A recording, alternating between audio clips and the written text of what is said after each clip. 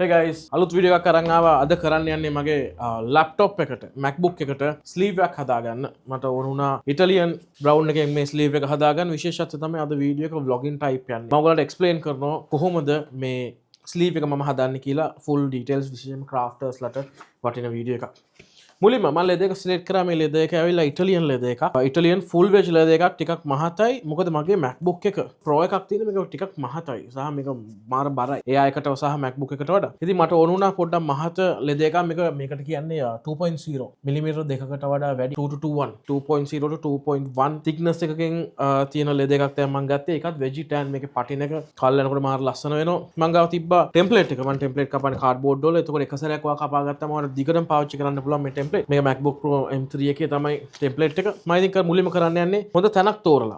දැන් ගොඩක් අයට මේ වගේ තැන් ඩැමේජ් වුණාට මං හරි ආස මේ වගේ තැන්. මේ naturally යාට වෙච්ච issues වෙච්ච තැන් තමයි මං හරි ආස සහ මගේ ආර්ට් එක තියෙන මේ පැත්තේ. ඉතින් මම මෙතනින් තෝරගන්නවා මගේ panels දෙක. අපි මුලින්ම කරන්නේ පොඩ MacBook එක පැත්තකින් තියමු. පැත්තකින් තියලා මුලින්ම මේක trace කරගමු. මං මේ cardboard එක ගන්න මට ලේසි හින්දා මොකද මං ආයෙත් ගොඩක් ලාට pattern කපන ඉඳ නැත්තම් ඔයගොල්ලෝ මහත cardboard එකකින් මේක කපා ගන්න. එහෙමත් නැත්තම් acrylic sheet එකකින් මේක design එක ඇඳ ගන්න ඒක ඔයගොල්ලන්ට ලේසි. ඊළඟට මම ගන්නවා සිලෝ පෙන් එකක්. සිලෝ පෙන් එකක් කරන් අපි වැඩේ පටන් ගමු.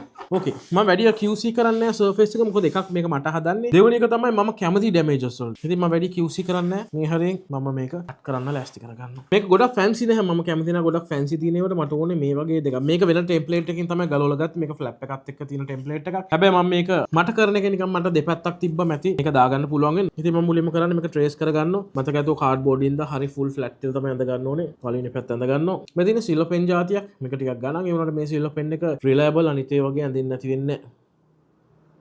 මේකෙන් අඳින ගමන් මේ අනිත් ඇඟිලි වලින් සීට් එක උඩ තියෙන ටෙම්ප්ලේට් එක තද කරගෙන අඳින්න. එතකොට ඔයාලට මේක ෆුල් ෆ්ලැට් වෙන විදිහට අඳ ගන්න පුළුවන්. මතක තියාගන්න ඔයාලා ටෙම්ප්ලේට් එකක් ට්‍රේස් කරනකොට හැමතිස්සෙම ඔයා අඳින්නේ මේ ටෙම්ප්ලේට් එකට එළියෙන්. මේ ටෙම්ප්ලේට් එකට එළියෙන් තමයි ඉර ඇඳින්නේ. එතකොට ඔයා කපනකොට පුළුවන් තරම් මේක අයිනෙන්ම කපලා සිල්ලෝ පැත්ත එළියට අයින් කරොත් හරි මිලිමීටරයකට මෙෂර්මන්ට් එක එනවා. මේක මම යූස් කරන ට්‍රික් එකක්. සමහර අය වෙනස් විදි වලට මේක කරන්න පුළුවන්. මම කැමති පැත්ත තමයි ඔයගලන්ට මම පෙන්නුවේ. ඕකේ මේක පැත්ත. ඊළඟ පැත්තත් අපි මේකෙම ගමු. ඔයගලන් අපිට ඕඩර් එකක් දානකොට ඔයගලනුත් මෙහෙම කැමති නම් කියන්නේ මේ වගේ natural damages එක කැමති නම් අපි මේ විදිහට හදලා දෙනවා. පුළුවන් තරම් trace කරනකොට ඉඩ අඩු කරගන්න මේක දාලා තියෙන මේ මැද්දේ කපලා තියෙනවා. මම මාක් කරගන්න ඒක වෙන ටෙම්ප්ලේට් එකක කට්ස් වගේක් එතන තියෙන්නේ. දෙවත්ත මාක් කරලා තියෙන්නේ මේක ෆැන්සි නෑ. දැන් අපි ඊළඟට කපලා එකට තියලා ලෝ ගන්න විතරයි තියෙන්නේ. ඕකේ අපි මේ කට් කරගමු. ඔයගලන්ට පුළුවන් මේක අඩු වල තියලා කපන්න පුළුවන්. සමහරවිට මට දැන් අත බැලන්ස් ඉන්න මේ කපනකොට පොඩි ට්‍රික් එකක් මම කියලා දෙන්නම්. ගොඩක් අය කපන්නේ මෙහෙම සහ මේක උස්සලා. මේක උස්සලා කපනකොට මේකේ සර්ෆේස් ඒරියා එක මේ කට් වෙන ෂාප් තැනේ සර්ෆේස් ඒරියා එක අඩුයි. එතකොට මෙහෙම කපනකොට හරියට කැපෙන්නේ නැහැ. ඔබ මේක ඇල කරන්න කැපෙනවා වැඩි. කැපෙන ඒරියා එක සර්ෆේස් ඒරියා එක වැඩි ලෙද එකේ ගෑවෙන සහ කැපෙන එක කෙලින්. එතකොට බැලන්ස් ඉන්නේ හැමදේම තියෙනවා. දෙවෙනි එක තමයි මේ අත බිම තියාගන්න. ඔයා ලියන්න ගන්න මෙහෙමනේ. මම කරන්නේ මේ ඇඟිලි දෙක හෝ තුන බිමින් තියාගන්නවා මෙහෙම. ඉතින් බ්ලේඩ් එක අයින් කරා මෙන්න මෙහෙම තියෙන. මේ ඇඟිලි තුනෙන් තමයි මුළු අතම බැලන්ස් කරන්නේ මම. ඒත් මම ගොඩක් වෙලාවට wrist එක යූස් කරනවා අඩුයි movements වලට. එතකොට මට බැලන්ස් කරලා කපා ගන්න බෑ. මෙහෙම හෙලවෙන හින්දා මම බොහෝ වෙලාවට මුළු අතම පාවිච්චි කරනවා. cuts වලට මම example එකක් පෙන්නන්නම්. එතන මම මේක කපන්න කියලා. මේ තියෙන මම අඩු වල නැතුව කපපුව කට් එකක්. ඕකේ. අපි අඩු වල නැතුව කපලා බලමු.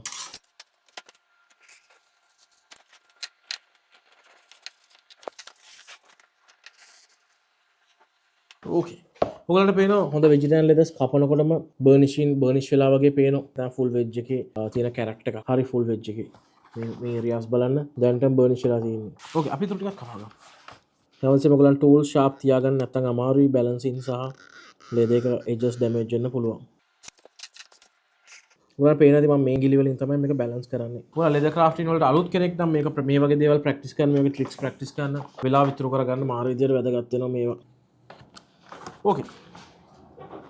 පැනල්ස් දෙක අපි කපලා ඉවරයි. අපි ඊළඟ ස්ටෙප් එක ඇවිල්ලා මේ පැනල්ස් දෙක මේම තියලා අලව ගන්න ඕනේ. මුලින් මේකේ මේ මහත ගොඩක් වැඩි පැනල්ස් මම තෝරගත්තේ මොකද මගේ ලැප්ටොප් එක ගොඩක් බර හින්දා. මෙෂර්මන්ට්ස් හරි කියලා මම බලපු විදියට හරි. ආයෙ අපි පොඩ්ඩක් චෙක් කරගන්න ඕනේ මෙෂර්මන්ට්ස් ටික.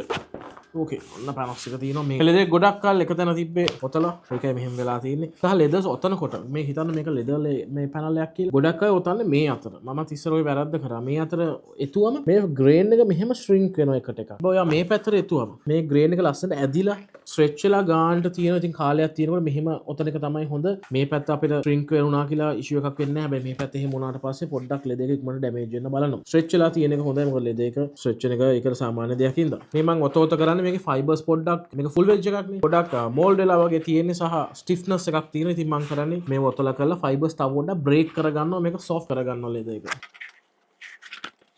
ඊසිම මෙතඩ් එක තමයි ලෙඩ එක මෙහෙම තියලා මෙම ඇතුළට තද කරන ගමන් ඉස්සරහට පුෂ් කරන එක. එතකොට මේක ටික බ්‍රේක් කරලා සොෆ්ට් වෙනවා ලෙඩ එක. දැන් ඔයගොල්ලන්ට පේන ඇති අර තිබ්බ ස්ටිෆ්නස් එක දැන් සෑහෙන්න අඩුයි. මෙන්න මෙහෙම ලෙඩ එක තියලා මෙහෙම මෙන්න මේ හරිය තද කරන් යනකොට මේකේ ෆයිබර්ස් ටික බ්‍රේක් වෙනවා. මේ දින අපි කරපු නැති එක මේ දින සොෆ්ට් එක.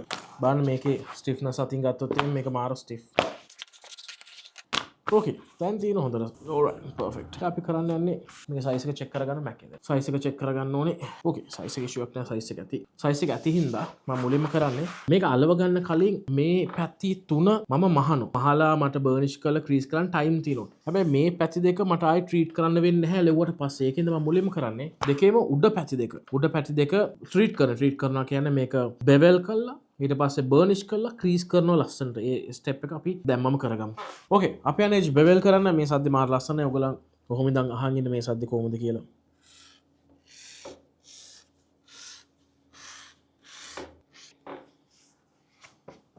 ගොඩක් පැනල්ස් වල මේ දෙපැත්තම බෙවල් කරන එක වැදගත්. මොකද මේ පැත්තත් අපි ලැප් එක දානකොට කරනකොට යූස් වෙන හින්දා. හැබැයි පැනල් දෙකක් එකට අලවනවා නම් මේ පැත්ත මුකුත් බෙවල් කරන්න පුත ඕන වෙන්නේ නැහැ. හැබැයි මේ මගේ වැඩේට මේ පැත්ත බෙවල් කරන්න ඕනේ. බෙවල් කරපු තැන තමයි টොප් එක. මේකෙත් අපි උඩ බෙවල් කරගන්න යන්නේ. ඕකේ බෙවල් කරලා තියෙන්නේ. ඊළඟට අපි යන්නේ බර්නිෂ් කරන්න. මේ ඒරියාස් ටික ලස්සනට බර්නිෂ් කරලා ගමු. ඊළඟට අපි යන්නේ මේක බර්නිෂ් කරගන්න. මේකට යූස් කරන ටොකනෝල් බෝතලේ තිබ්බට ඇතුලේ තියෙන ටොකනෝල්. මේ ටොකනෝල් එක අරන් හිමීට මුලින්ම මේ ඒරියාස් වල ගා ගන්න. ෆුල් වෙජ් කියන්නේ හොඳට බර්නිෂ් කරන්න පුළුවන්. ආ ටොකනෝල් ඕන වෙන්නේ නැහැ. ෆුල් වෙජ් ලෙද එකක් නම් ඔයාලට වතුර ටිකක් ගාලා වුණත් මේ ලෙද එක බර්නිෂ් කරන්න පුළුවන් වෙනවනේ. මොකද දැන්ටත් ඉන්නවා පිටරට යුරෝපියන් ක්‍රාෆ්ටර්ස්ලා ඇමරිකන් ක්‍රාෆ්ටර්ස්ලා ඒගොල්ලෝ යූස් කරන්නේ වතුර. හැබැයි ටොකනෝල් එකෙන් පොඩ්ඩක් වැඩිපුර ෂයින් එකක් ගන්න පුළුවන්. දැන් අපි මුලින්ම ටොකනෝල් එක ගෑවා. දැන් කැන්වස් කෑල්ලකින් මදින් විතරයි තියෙන්නේ.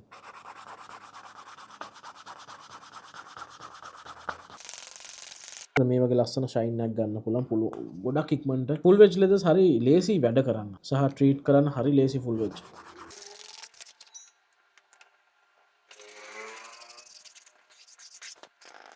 වැඩි බර්නිෂ් කරලා තියෙන්නේ. සර්ෆේස් එක පොඩ්ඩක් හරියට හදා ගන්නවා.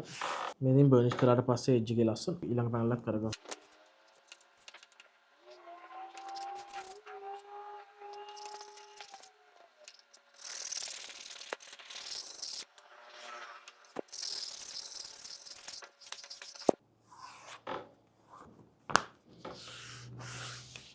ඕකේ උඩ ලේයර්ස් දෙක බර්නිෂ් කරලා ඉවරයි. ක්‍රීසින් එක පොඩ්ඩක් දැනට තියෙනවා. මට හිතෙනවා එක්ක ක්‍රීසින් නැතුව හොඳයි කියලා. මයි පර්සනල් ප්‍රොඩක්ට් එකක් ඉඳන් මට ඕන දෙයක් කරන්න පුළුවන් මෙතන. බලමු මදි නම් ක්‍රීසින් එකක් පස්සේ දාමු. දැන් ක්‍රීසින් එක පොඩ්ඩක් කොහොම තියමු. ඊළඟට අපි එහා පැත්ත අලව ගමු. ඕකේ අපි ගම් ටික ගන්න යන්නේ. ගම් ටික ගන්නකොට මිලිමීටරයක් දෙකක් බෝඩ් එකේ හරි කටින් බෝඩ් එකේ හරි මේසින් හරි එළියට පන්නලා මේ ගම් එක ගන්නකොට මෙහෙම වම් පැත්තට කර්ව් වෙන්නේ. එතකොට තමයි මේක ලස්සන තියෙන්නේ. ඕගොල්ලන්ට ගාලා පෙන්නනවා.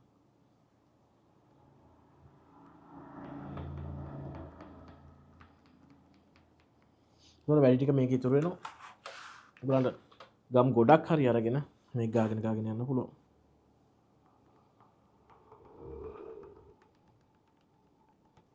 වැඩි ටික මේක ඉතුරු කරගෙන ගොඩක් වෙලා ගම් ගා ඉන්න පුළුවන් මේ සිස්ටම් එකට. මේක ගැන ඕගලන්ට වීඩියෝ එකක් ඕන නම් කියන්න මම අරගෙන එන්න එක්ස්ප්ලেইন කරලා කොහොමද මේක කරන්න කියලා.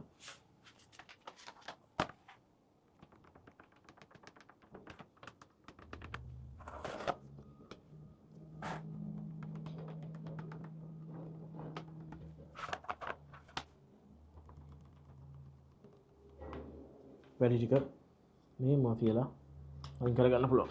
මල්ටි බොන්ඩ් මම මේ යූස් කරන්නේ මල්ටි බොන්ඩ් එකක්. නැත්නම් බොන්ටෙක් කියන ගම් එක තියෙනවා අපිට පාවිච්චි කරන්න. ඒ දෙකෙන් එකක් තමයි මේ පාවිච්චි කරන්නේ. මේ ගම් එක පොඩ්ඩක් වේලෙන්න තියන්න ඕනේ. මේ උඩ තියෙන තෙත ගතිය නැති වෙන්න ඕනේ. තෙත ගතිය නැති වුණාම තමයි හරියට ගම් එකට ගම් එක හොඳට ඇලවෙන්නේ. ඉතින් මම මේක මෙහෙම විනාඩියක් තියෙනවා. මේක වෙල්ලා තියෙන්නේ හොඳට. ඕකේ AC එකෙන්ද මේකත් ටක් ගාලා වෙල්නවා. අපි මේ දෙක එකට තියලා අලෝ ගන්න යන්නේ. දැන් වැදගත් දේ තමයි alignments align කරනකොට දැන් බර්නිෂ් කරපු පැති දෙක තමයි ෆුල් ෆෝකස් එක තියෙන්න ඕනේ. මොකද අනිත් පැති අපි වැඩිපුරට තියෙන ටික කපලා අයින් කරනවා. ඉතින් මම කරන්නේ මට align වෙන්න ඕනේ මේ බර්නිෂ් කරපු දෙක. ඒක උඩ එක ගන්නට එන්න ඕනේ. අනිත් ටික මට බැලන්ස් කරගන්න පුළුවන් පස්සේ හරි. ඉතින් මේ ටික align කරාට පස්සේ මේක අතහැරලා ඊටු ටික මෙහෙම පිළිවෙලට හලෝ ගන්න.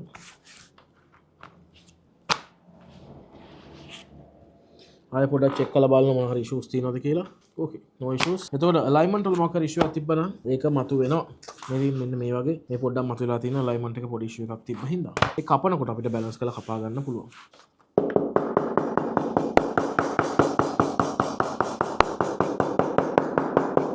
ඊළඟට අපි යන්නේ edges කපා ගන්න. පියන ලස්සන edge එක. ලස්සන edge එකක් තියෙනවා.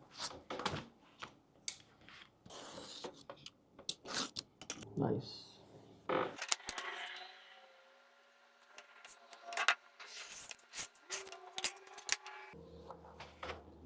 Okay.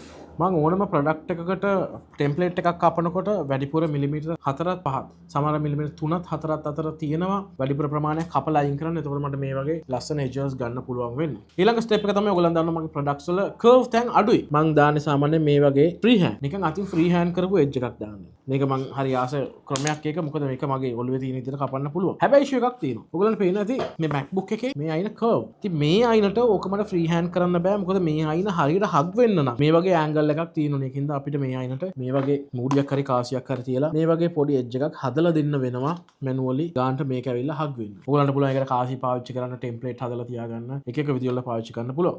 මම ගාව තියෙන රුපියල් 2 කාසියක් මේ 2 කාසියක් දැම්මම අපිට ඇති වෙන්න. හොඳ කර්ව් එකක් තියෙනවා. සාමාන්‍යයෙන් මේ 2 කාසිය මෙහෙම වුණාම මේ ගානට වගේ දෙපැත්ත ස්පේස් එකක් වෙන විදිහට මේක හග් වෙනවා. 2 කාසිය මතක ඇතුව මේ දෙපැත්තට බැලන්ස් කරන්න ඕනේ.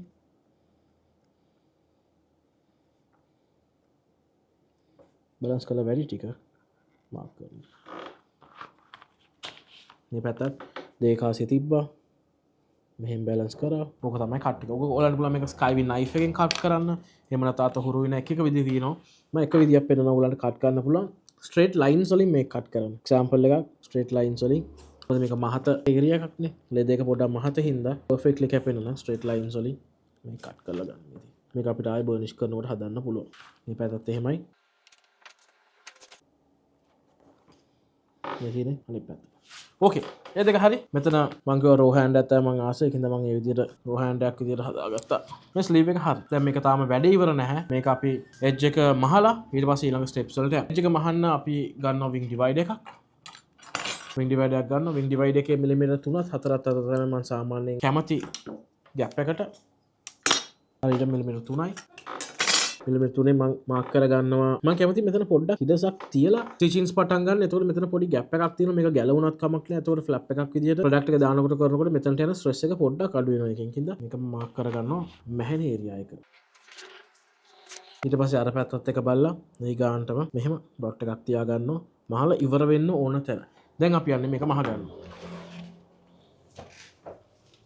ඕකේ. මේ ඉන්නේ මොනිකා. සමහර වීඩියෝස් වල ඉන්නේ මොනිකා නෙමෙයි මේ වගේ දෙන්නෙක් ඉන්න මොනිකාලා නිවුණු දෙන්නෙක්. මේ ඉන්නේ මොනිකා.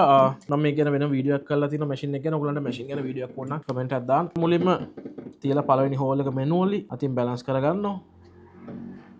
ඕකේ. තියලා රිවර්ස් ස්ටිචස් අනිවාර්යයි සහ මේ නූල අල්ලගෙන මහන එක අනිවාර්යයි. 1යි 2යි. රිවර්ස් දෙකක් දා ගන්නවා. දැන් මේක හොඳට ලොක් වෙලා තියෙන්නේ. ඊළඟ ස්ටෙප් එක බැලන්ස් කරලා අතේ බැලන්ස් එකෙන් මේක මහගෙන යන එක. එළිය මදි නම් මේ වගේ ලයිට් එකක් පාවිච්චි කරන්න. මේකට කියන්නේ walking foot කියලා. මොකද මෙතන ෆුට්ස් දෙක ඇවිදිනවා වගේ තමයි පේන්නේ. හොඳට බලන් ඉන්න මේකේ ෆුට්ස් දෙක දිහා.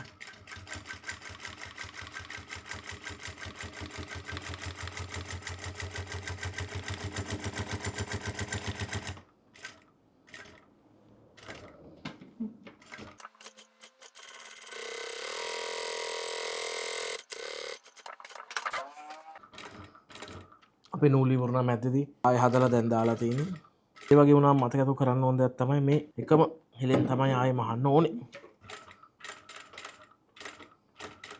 මේ ඔයගොල්ලන්ට පේන නැති මම ක්ලෝස් අප් එකක් පෙන්නන්න. මේ මැහිලා තියෙන හිලෙන්ම තමයි. දැන් පේනවද මේ මැහිලා තියෙන හිලෙන්ම තමයි ආයෙ මහන්න ඕනේ. ඕකේ අපි මහගෙන යමු.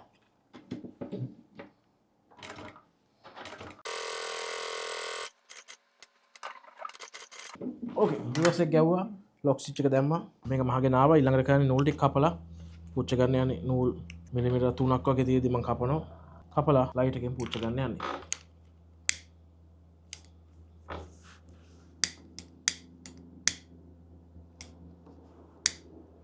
ඕකේ ඊළඟට ඔයාලන් ආසම ස්ටෙප් එක එජ් එක බෙවල් කරන්න යන්න. මොන බෙවල් එකද? හොඳට අහන් ඉන්න මේ සද්දේ එජ් බෙවලින් සවුන්ඩ් එක.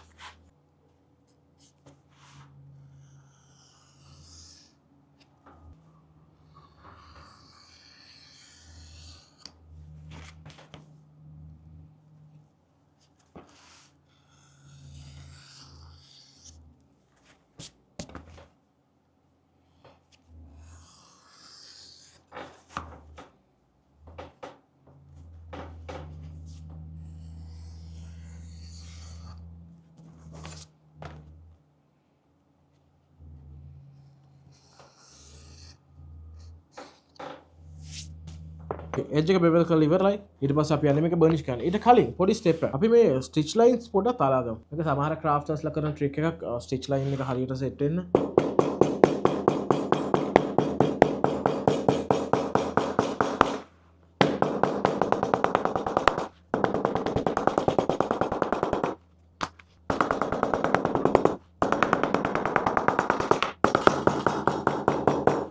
ඕකේ. ඊළඟට යන්නේ අපි මේක බර්නිෂ් කරගන්න.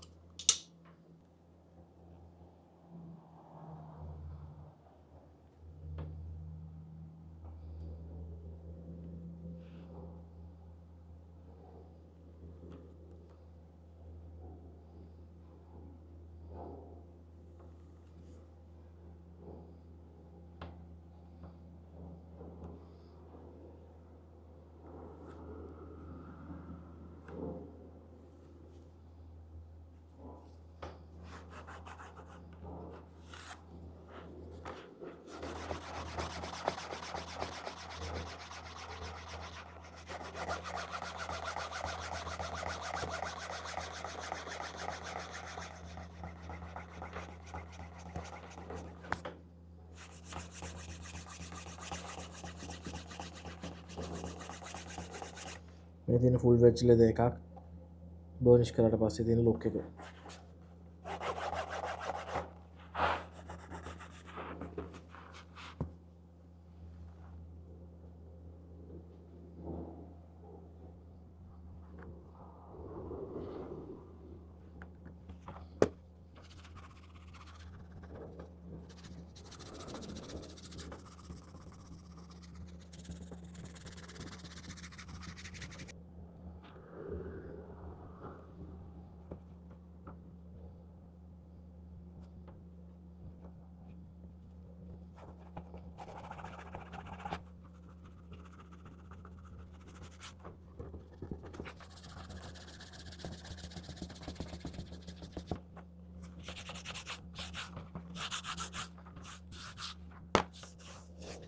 ඕකේ ඊළඟට අපි යන්නේ මේක ක්‍රීස් කරනවා. මම ඉස්සෙල්ලා කිව්වා වගේ මේ ඒරියා එක මම ක්‍රීස් කරනවද නැද්ද කියලා තාම හිතනවා. අපි මුලින්ම මේක වටේ ක්‍රීස් කරගමු.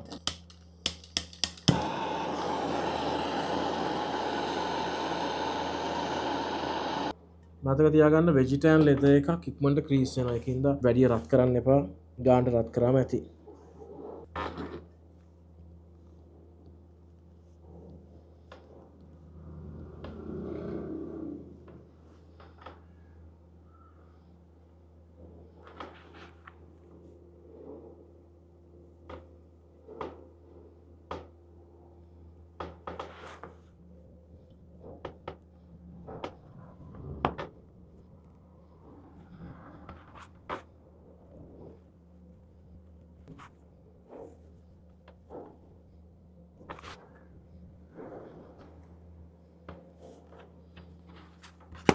අනිත් පැත්තත් අපි ක්‍රීස් කරගමු.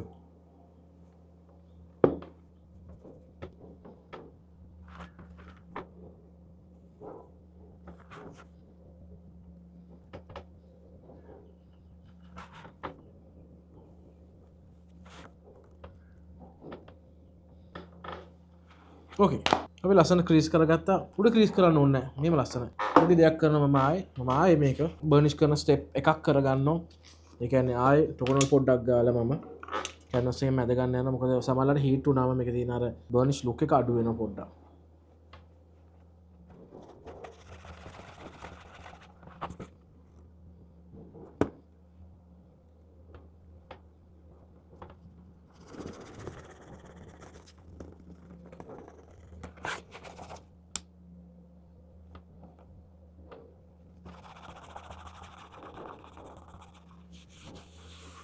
ඕකේ ස්ලීව් එක ගොඩක් වැඩි ඉවරයි. අපිට පුළුවන් ඊළඟට මේක සර්ෆේස් මැද ගන්න ගම් කපන්න ඊළඟ ස්ටෙප්ස් වලට අපි ඊළඟට යන්නේ ගම් කපන්න. ඕකේ ඊළඟ ස්ටෙප් එක තමයි මේ ගම් කපනවා කියන්නේ මොකක්ද? ගම් කපනවා කියන්නේ මේ අලෝපු ගම් එක ඇලවිලා තියෙන මේ හරියටම වගේ. කියන්නේ මිලිමීටර් 5ක් වගේ ගම් එක ඇලවිලා තියෙන. ඇතුල් පැත්තෙන් ඒ ගම් එක ආයෙ වෙන් කරන්න ඕනේ. ඉතින් මම කරන්නේ මේ වගේ ටූල් එකක් දාලා ගම් එක ආයෙ ලෙදර්ස් දෙක වෙන් කරන එක.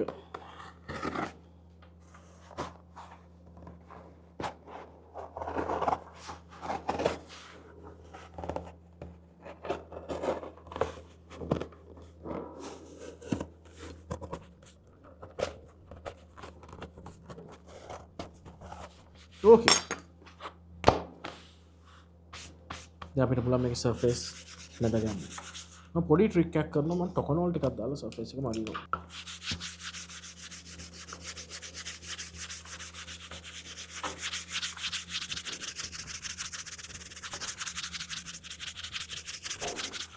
ඊළඟට මගේ හෝම් මේඩ් මික්ස් එකක් තියෙනවා සර්ෆේස් ට්‍රීට් කරන.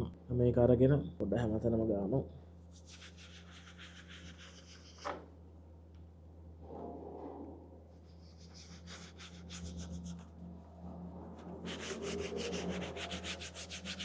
මේක ලෙද බාම් එකට මේ අමතරව මම මටම කියලා හදාගත්ත මික්ස් එකක් මේ තියෙන්නේ. ඒ ගියාම ඔයගලන්ට පේන ඇති මාර ෆ්‍රෙෂ්නස් එකක් එනවා ලෙද එකේ. කන්ඩිෂනර් වෙනවට අමතරව ෆ්‍රෙෂ් ගතිය වැඩි වෙලා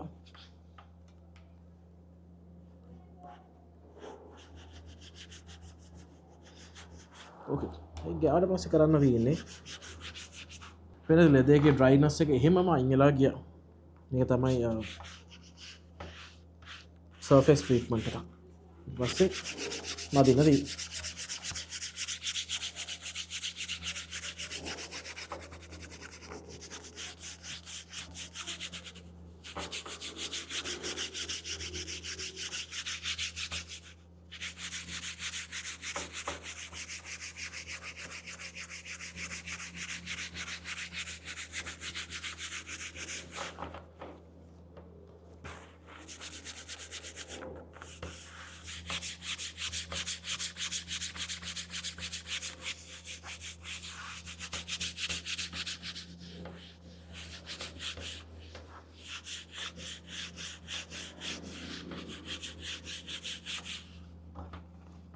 එතකොට ලස්සනට මේක ෂයින් වෙලා එනවා. අපි එහා පැත්තත් එහෙම කරගමු. මේ තියෙන ඩ්‍රයිනස් එක මේක ගාපු ගමන් සම්පූර්ණයෙන්ම නැති වෙලා යනවා.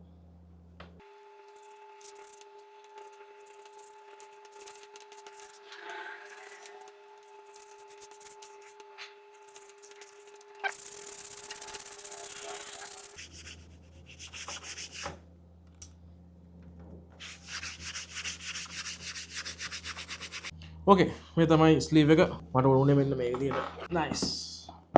මොකද මම මේක ආයෙ දානවා බෑග් එකේ. ඉතින් මට බෑග් එකේ සයිස් එකට තමයි මේ ටෙම්ප්ලේට් එක කපලා තියෙන්නේ. බෑග් එකේ සයිස් එකට මේක දාලා මට අරන් යන්න පුළුවන් වෙන්න. ඕකේ මේක ගා ලස්සන මෝල්ඩ් වෙනකොට දැන් ලස්සන වෙලා එනවා. සතියක් දෙකක් පාවිච්චි කරනකොට තමයි මේකේ හරි හැඩේ ඉන්නේ. මොකද මේක ෆුල් වෙච් ලෙද එකක් හින්දා. සවුස මම ගානට අරන් තින්නේ. විශේෂයෙන්ම මේ ලැප්ටොප් එකේ ස්ක්‍රැචර්ස් නවත්තන්න තමයි මට මේ මහත හොඳ ලෙදයක් ඕන උනේ.